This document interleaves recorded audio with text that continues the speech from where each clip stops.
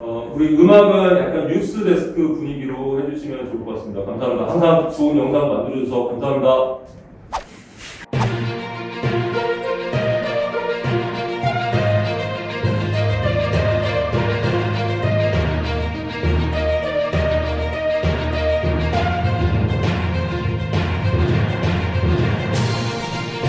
자, 오늘 우리가 모인 이유는 우리가 지난 수요일에 4월 모의평가를 봤죠. 그래서 마찬가지 모의평가가 어떻게 출제됐는지 분과별로 또 회의를 볼 거고요. 분석 결과를 말씀해 주시면 되고요. 마찬가지 또 이번 주말부터 4월 모의평가에 대한 보완 학습이 이루어지는데 각 과목별로 어떤 유형에 대한 보완 학습이 이루어지는지를 말씀을 주시면 됩니다. 수학 1 담당 선생님이신 이현 선생님께서 어떻게 출제됐고 학생들이 어떤 문제를 풀렸고 왜 틀렸는지까지 말씀해 주실 수 있으면 좋을 것 같고요. 네, 수학 1 시험지는 우선은 3월 시험지와 다르게 우선은 수열의 기납 정의가 어렵게 출제가 되었고요. 네. 또 하나는 로그함수 그래프가 역시 똑같이 객관식에서 어렵게 출제가 되었습니다. 특히나 로그함수에서 도점을 물어보는 문제들인데 이 도점들이 특히나 좀 어렵고 또 하나는 미정계수가 K와 M뿐만 아니라 디귿을 구하려고 할 때 네. 아이들이 복잡한 계산을 통해서 디귿을 구해야 되는데 그래서 그 점이 좀 높았습니다. 특이하게 그게 15번에 나왔죠? 네, 맞습니다. 네. 그 로그함수 그래프 문제는 활용이 좀 심해지면 학생들이 잘 못 푸는데 이게 보통 그 합답형 문제가 아닌 그냥 객관식 문제로 나왔었는데 이번엔 합답형으로 구성되고 네. 특히 이제 니은번을 디귿번에 활용을 하면 좀 쉽게 풀 수 있는데 네. 그렇지 않다면 미지수를 어떻게 다루지 못해가지고 너무 많은 미지수 때문에 아이들이 틀렸던 모습을 보였습니다. 네. 그래서 어떻게 보완 문항을 구성하셨나요? 네, 우선은 최근 모의고사 2 그리고 지난 모의고사 평가원들을 추론해서 저희가 이제 교재를 구성했을 때 프린트로 한 다양하게 10문제 정도가 우선 구성되었습니다. 그래서 비슷한 유형으로 로그함뿐만 아니라 지수함수랑 같이 연관되는 합답형 문제를 준비해서 대입을 하도록 하겠습니다. 특히 이번에 보완을 하면서 미지수가 많을 때 어떻게 처리해야 될지 방향을 결정하는 얘기들도 좀 해주시면 좋을 것 같습니다. 네, 그럼 이어서 수학 2 문항은 어떻게 출제됐고 그 다음에 여기는 또 어떻게 보완하는지 조도환 원장님께서 말씀 주시겠습니다. 네. 이번에 그 공통문항에 해당되는 수학 1, 2 파트에서 수학 2는 수학 1에 비중은 좀 낮았습니다. 그래서 대부분 그냥 내신 대비할 때 풀었던 유사한 문제들이 많이 출제가 되고요.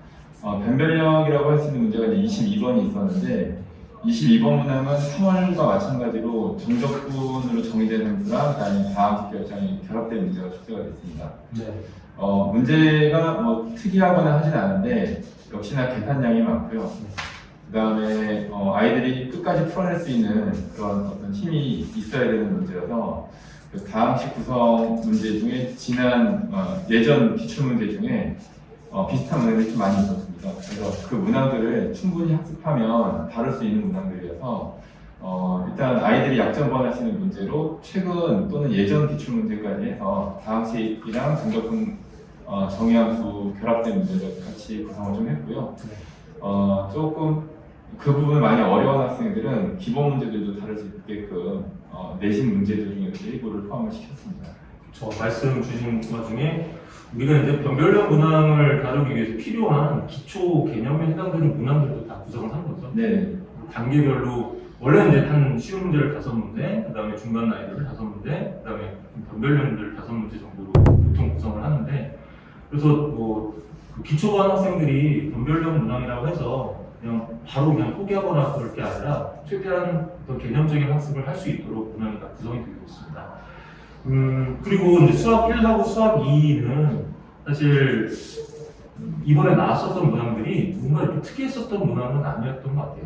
예전에 나왔었던 형태를 좀 달리 물어보거나 심지어는 15번 같은 경우는 예전에 나왔었던 그래프하고 거의 유사한 그래프가 나왔었고 그 다음에 22번 같은 경우는 우리가 지난 3월 모의평가 후에 약점보다 학습했었던 그 유형이 나왔었던 거죠.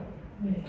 다만 이제 그거를 케이스 분류를 좀 잘 했어야 됐고 그 다음에 좀 계산을 밀어붙이는 능력이 있으면은 했을 텐데 계산이 좀 복잡하다 보니까 학생들이 이게 맞나 싶어가지고 또 하다가 그만둔 아이들도 있더라고요. 끝까지 이런 것들은 약점을 포함해 드리겠습니다. 자, 그러면 이제 확률과 통계 이유라 선생님께서 이게 어떤 문제가 출제됐고 왜 틀렸고 어떻게 보완했는지 말씀 주시면 됩니다. 이번에 확률 같은 경우는 이항정리 단원의 비중이 굉장히 높았고요. 비율이 높았고. 네. 근데 공통 과목이랑 마찬가지로 27번 문항은 2006년 9월 모평 문제랑 굉장히 흡사하게 출제가 됐고요.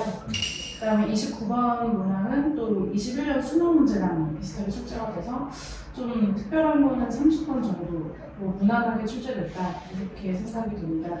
그 30번 정수, 그러니까 중복점에서 정수의 개수를 판단하는 거랑 근데 그게 또 여사건으로 가면 굉장히 쉽게 해결이 되기 때문에 전체적으로 무난했던 것 같습니다. 네.